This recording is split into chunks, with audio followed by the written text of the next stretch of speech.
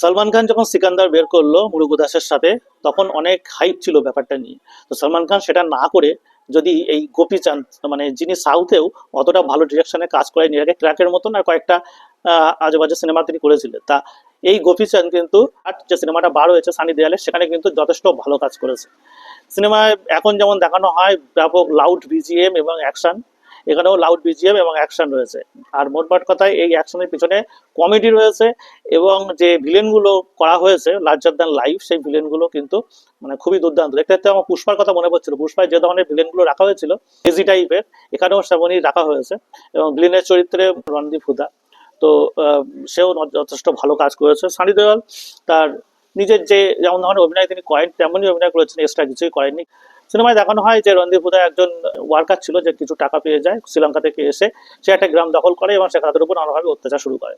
এদিকে হচ্ছে সানি দেওয়াল কোনো একটা কারণে সেখানে গিয়েছিল, এবং যাওয়ার পরে তার সাথে সে একদিন ইডলি খাচ্ছিল, সেখান থেকে তার ধাক্কা লেগে পড়ে যায়।